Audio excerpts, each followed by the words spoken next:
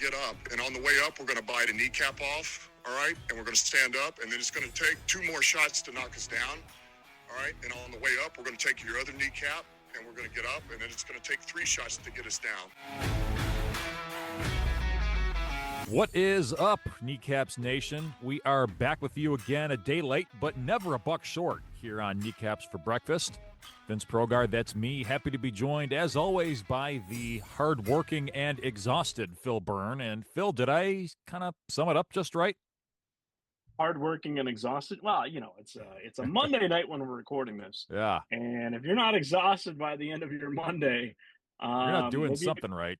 Maybe you got Mondays off. I don't know. Yeah. You know, that's grit. You know, that's what Dan Campbell wants. Hey, grit don't quit in these parts, especially on Kneecaps for Breakfast.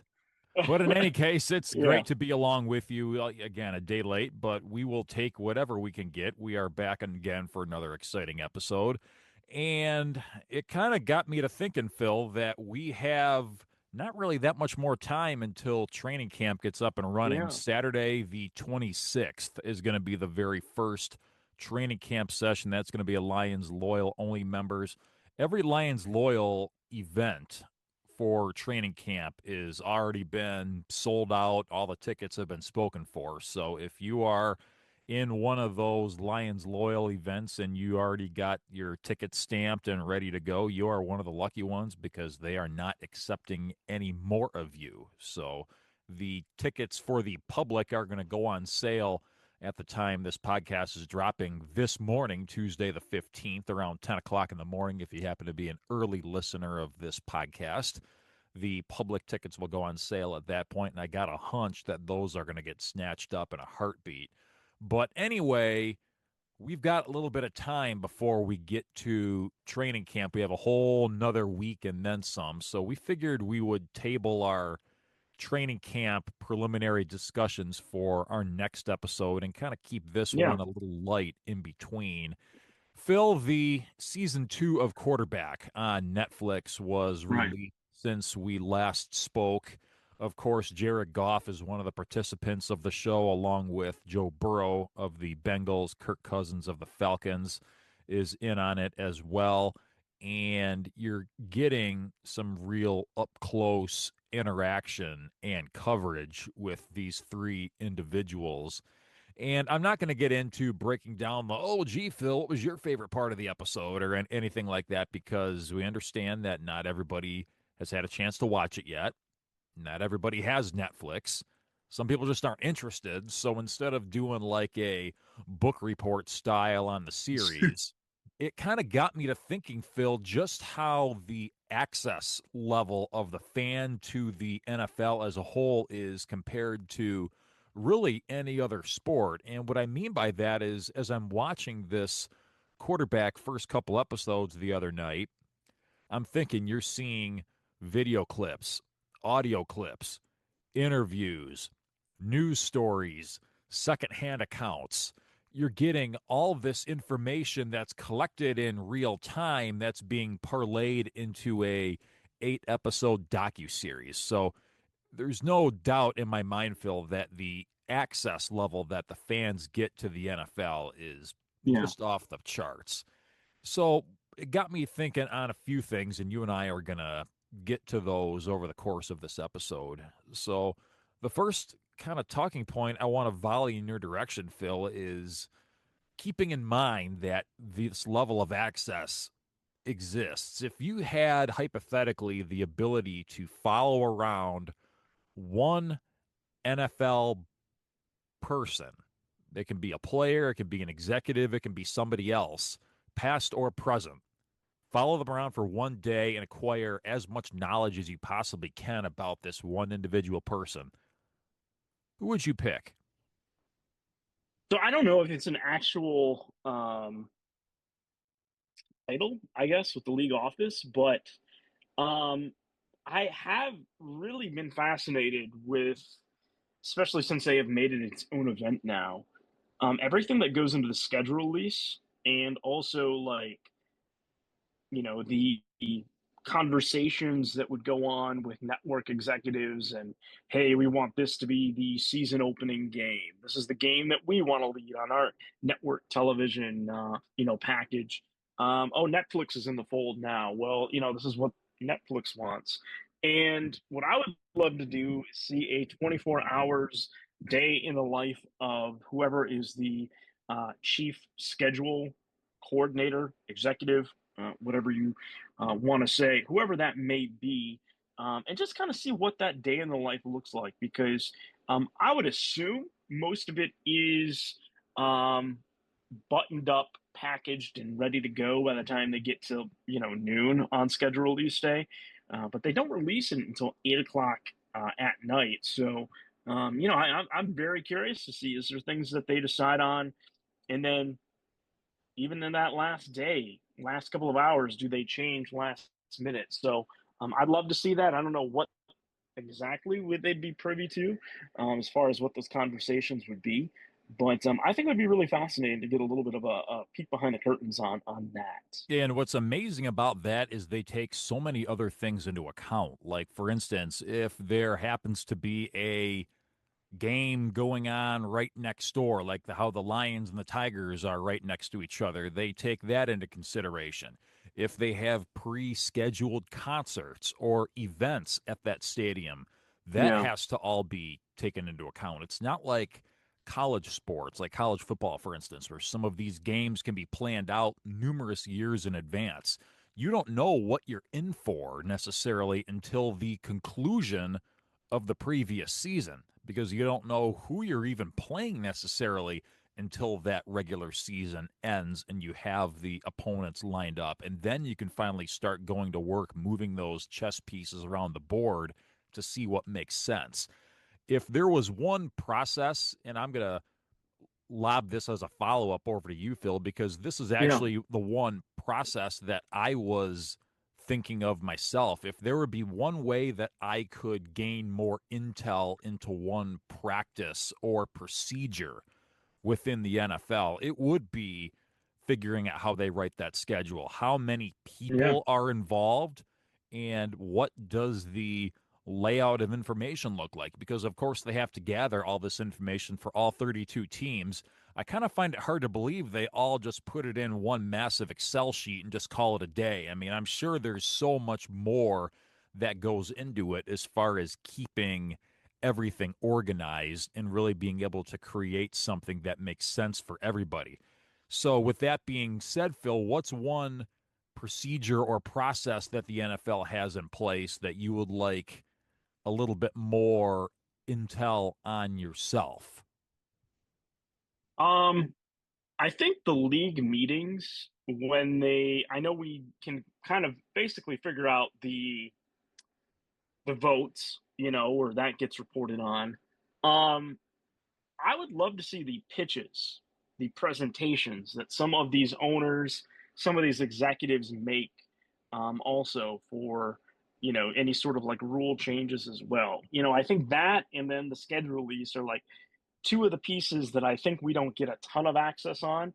Things will get reported, things will get leaked, things like that, but they kind of keep that a little bit behind the curtain as well. Yeah, for sure. And I didn't necessarily want to go in that order necessarily because you and I don't rehearse our conversations ahead of time. We keep everything as genuine and real time as it gets. So I found it very interesting that you went in the direction that you did with the schedule question. And Yeah. again, that's something that has have been pretty heavily interesting to me as well. To kind of go back to my first question to give you my thoughts, if I could be a fly on the wall in one person's office for a day, I'd have to say Roger Goodell, because what I'm Mhm. curious about is what exactly does he do? Because he has this aura about him that he's kind of the judge, jury, and executioner of the way things work in the NFL, and that if he wants to crack the whip and suspend somebody because he wore green corduroy jeans instead of dark pants, he can do that under the guise of the NFL's personal conduct policy. But is that all for show? Is there more that goes into what he does? how much influence does he have over how the 32 NFL franchises run things? Going over to the way the schedule is laid out, how much influence does he have over the schedule? How much does he have a say in how the national TV games get divvied up? How much does Roger Goodell actually himself do? And what is delegated to other people? How much of what he does is legitimate, and how much of a figurehead is he actually? Those are all things that I would really like to gain a little bit more of a window into if I had the opportunity. And it's one of those things where, given the amount of access that fans have to the NFL, unfortunately, I kind of have a feeling that's going to be the one area that's kind of like no outsiders allowed. This is all top secret, classified stuff going on behind these doors. Yeah, I kind of feel like the most access you ever get with him is really, at the draft, and then, we had the draft that was basically virtual because of COVID, and he was in his living room, with that chair. So we got a little bit of a sneak peek into his living room, but outside of that, if we're in July and it's before training camp is kicking off and there's no league meetings or anything, is he just at the golf course? Is he just in his room? Is he just looking at, like, you know, presentations or something?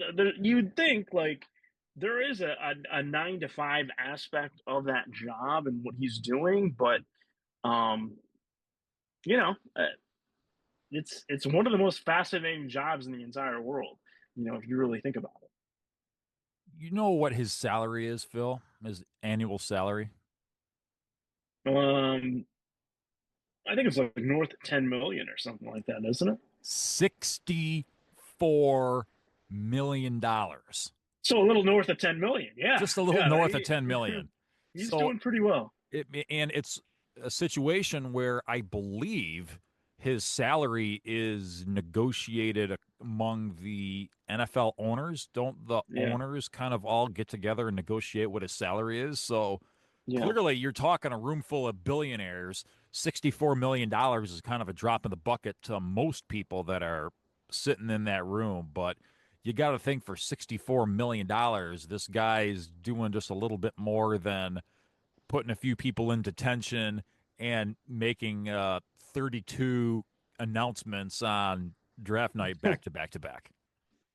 Yeah, there's almost like a political aspect of it too, because like, he obviously wants the best interests of the owners and the teams, but how does he do that? How does he, try to reach consensus of 32 people that, they're all wealthy individuals or wealthy, committees of wealthy people, that come together to try to, do what's best for their team. Like, it's an interesting role. It's definitely not for everyone. I think we'd all like to make the money that he makes, but there's a lot of, trying to cozy up to people, and making them feel like, that they are important, and that their voice matters in a league full of people that probably have always felt like they're the most important person, in their life. Absolutely. And you're seeing it a lot more, I feel like, with social media and people having all these personal agendas and trying to use the league as a platform for their own cause or their own agenda or something. And it kind of gets back Hmm. to the old point that a lot of us believe in our heart of hearts is, let's just play football.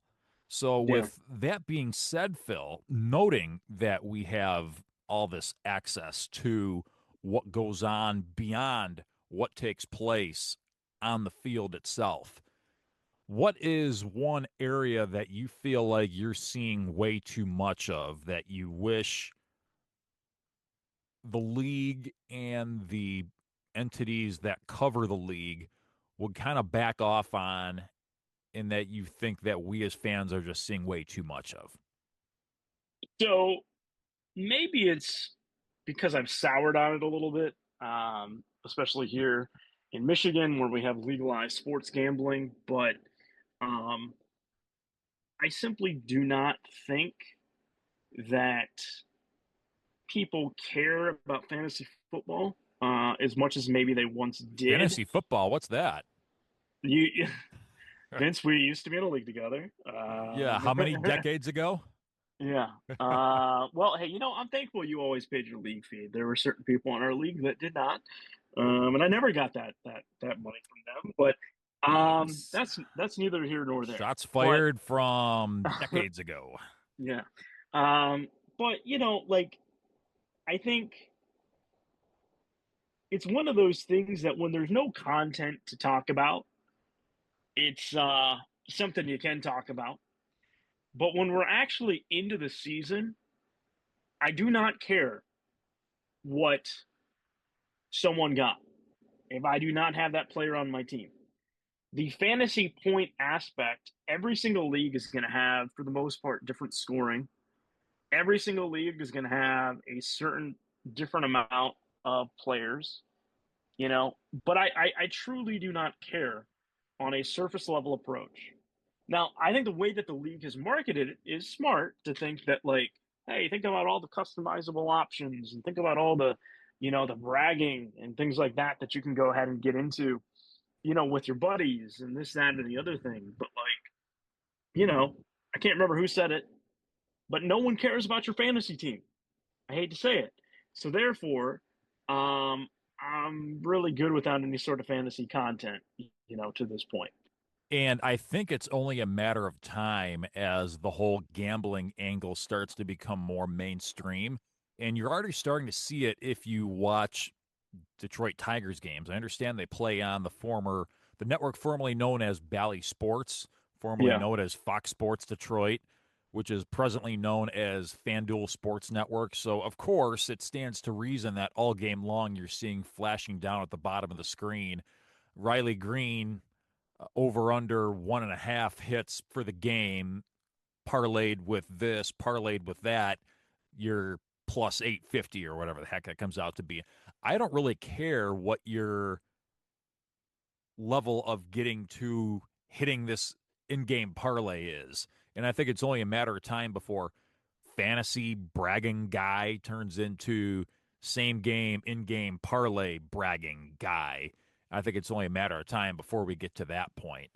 But if I were to think of something that really grinds my gears as far as the amount of access that we as fans get, I think it's got to be the players' families, honestly. Because if you look around, and I'm just going to take quarterback as part of my starting block here, Joe Burrow seems like a pretty relatable enough guy in that he's from Southern Ohio, didn't have a super grandiose upbringing, but the bottom line is he has wound up earning a heck of a lot of money as a professional quarterback.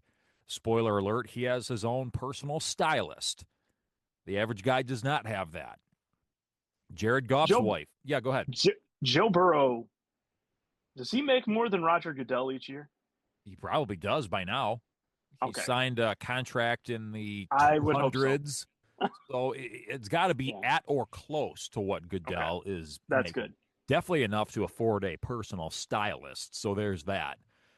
Jared Goff's wife, by all accounts, seems like a fantastic young lady, not in the media for the wrong reasons, not running her mouth more than she needs to. So that's a good thing. But it's like, okay, she was talking about how she had to miss one of Goff's games, the very first game of the 2021 season that they won.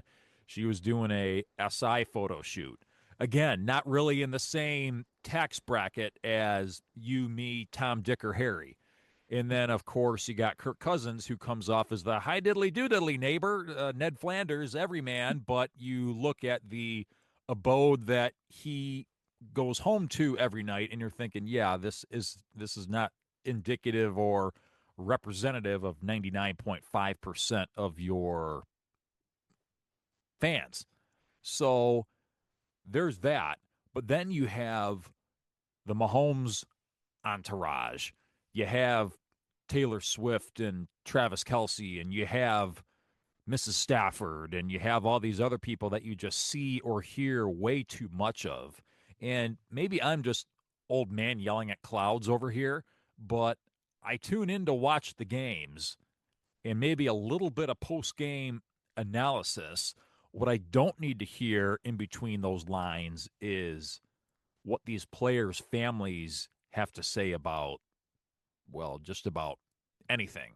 If I want to hear something from the players themselves, that's a different story, but that's the beginning, middle, and end of it for me. Am I just being a little bit too persnickety about this, or what do you think? Well, I think it's just the attention that the athletes get, and basically, um,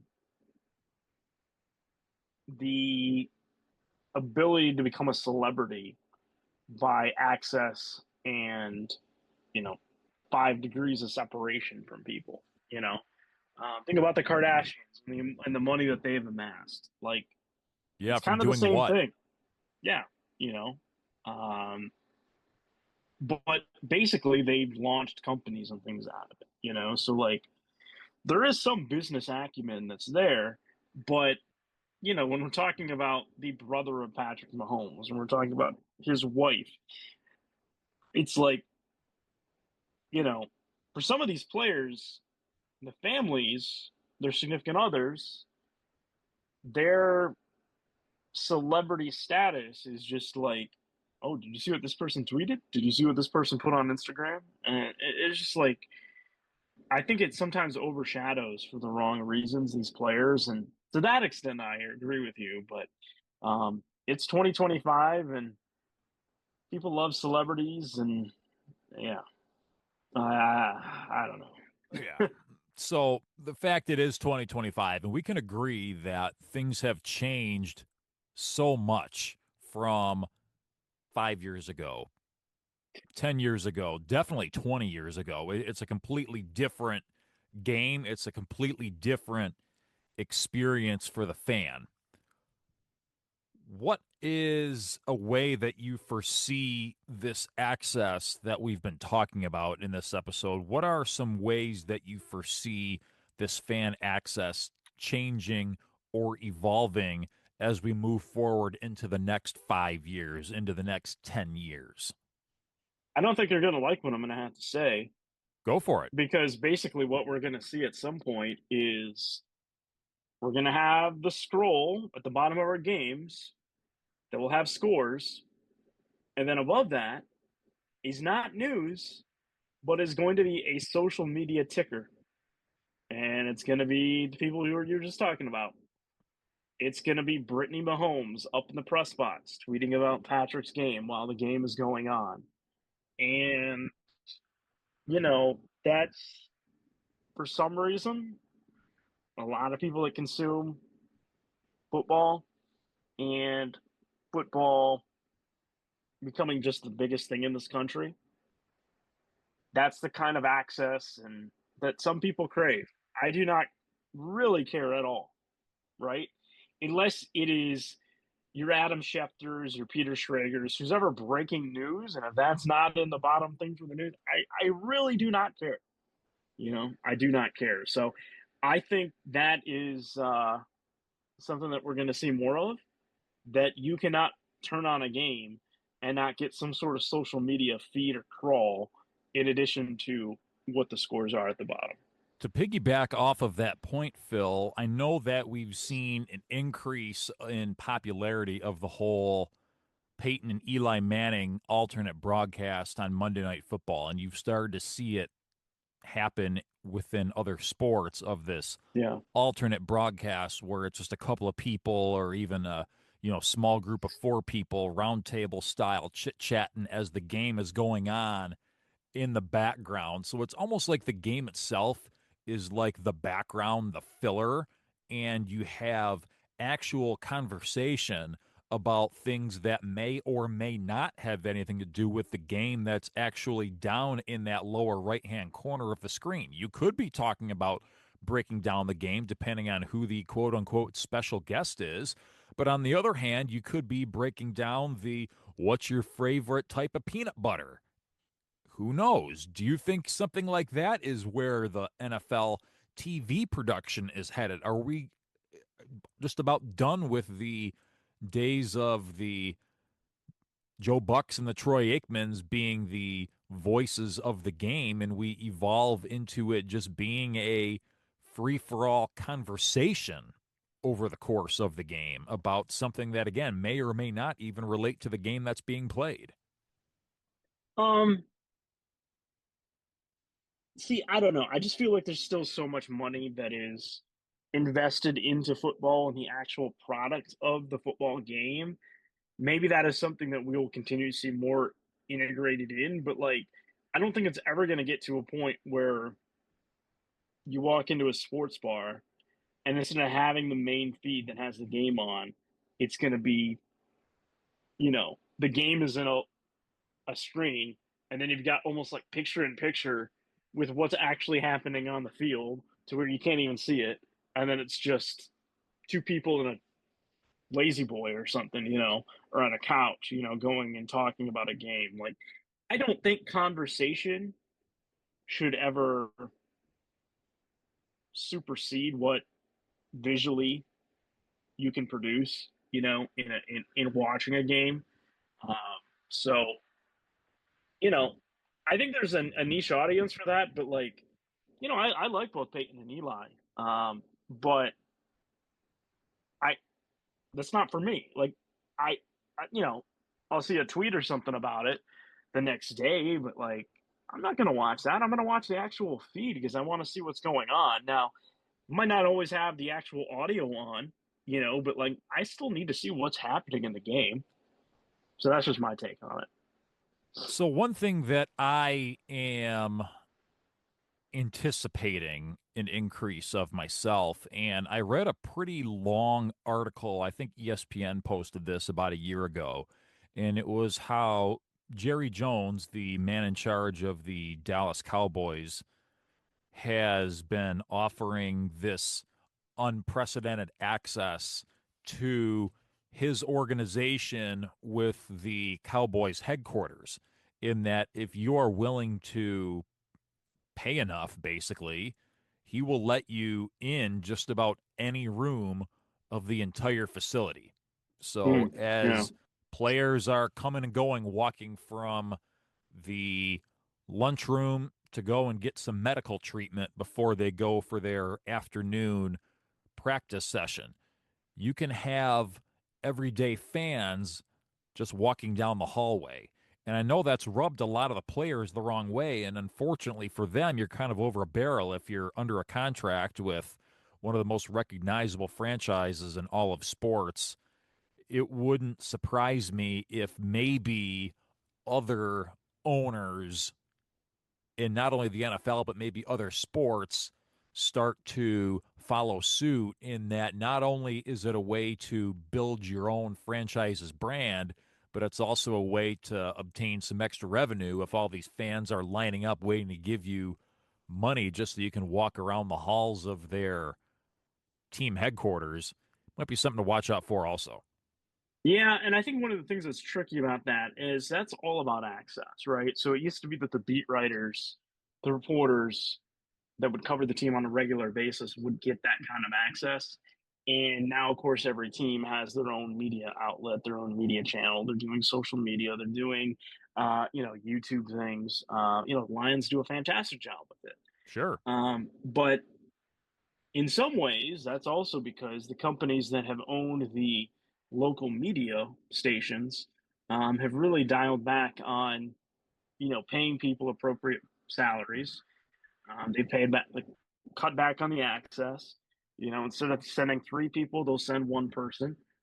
In some respects, we are pretty spoiled with some of the local coverage that our local television stations get or our local newspaper coverages get, but it's not like that everywhere. So that is something.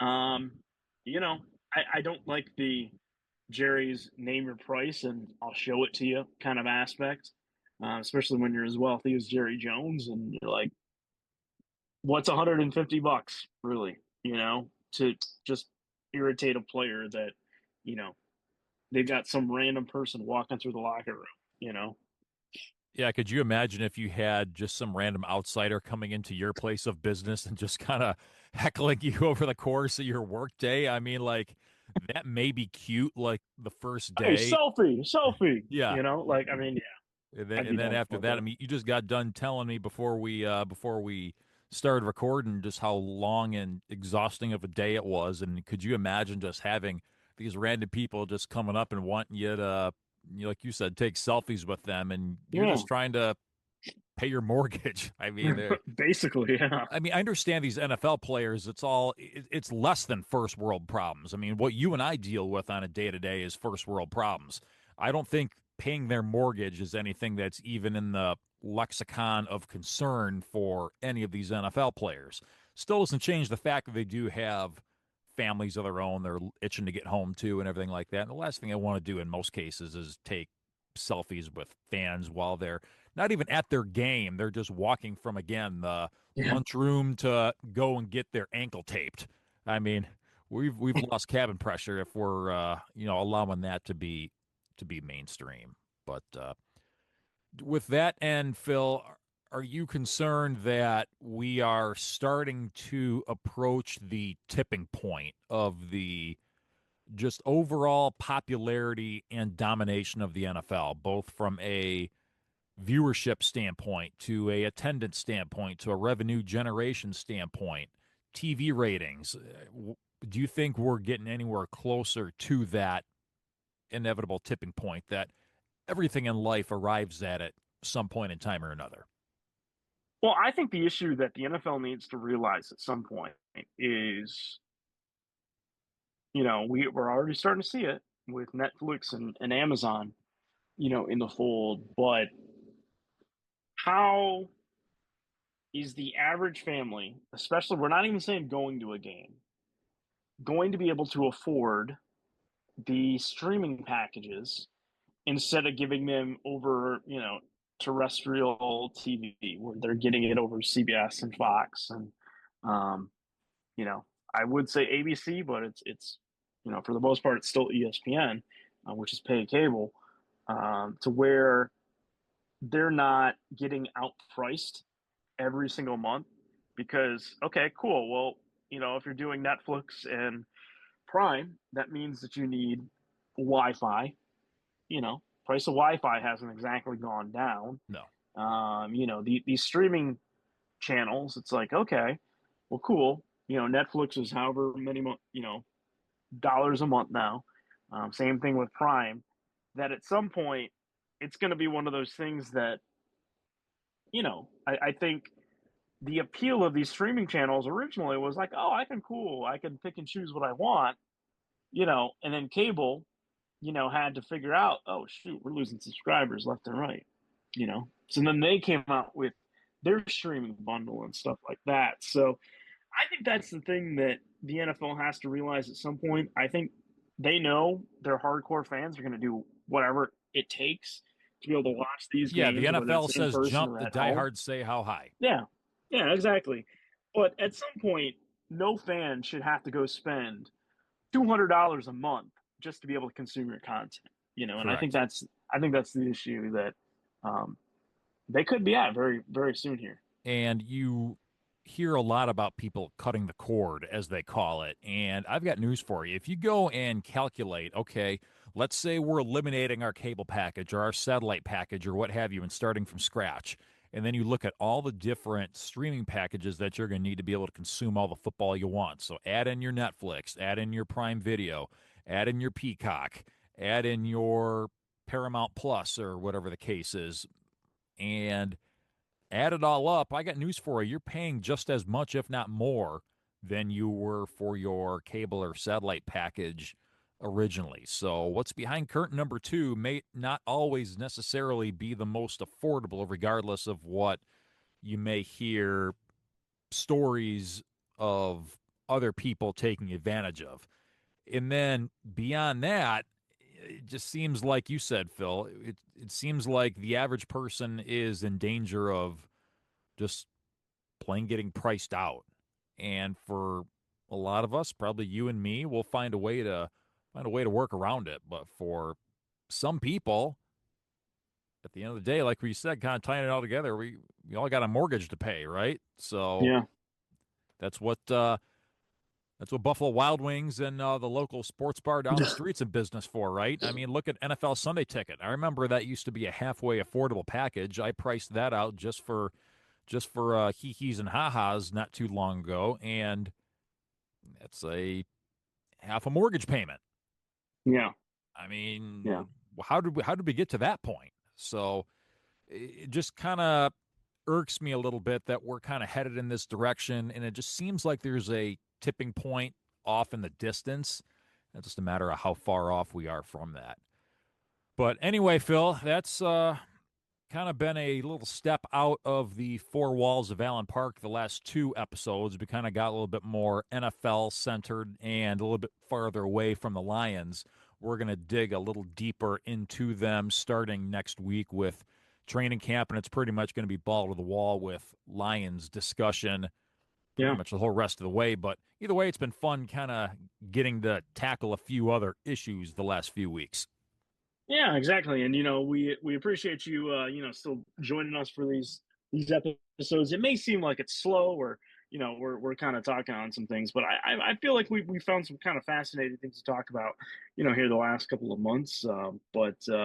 Yeah, let's go. We're getting training camp kind of getting going here, and again, end of the month, not too much longer. We're gonna get an actual Lions preseason game out in Canton, Ohio, against the Chargers. So yeah, we're talking like from excited. the time this episode drops, we're talking like, as they say across the pond, a fortnight and then some until the Chargers and Lions do battle in Canton, Ohio. That's going to be some exciting stuff. But until then, that is going to wrap it up for us on this episode of Kneecaps for Breakfast. We appreciate you being along for the ride all off-season long with us. Again, Phil and I are going to be back here next week talking about Training Camp 2025.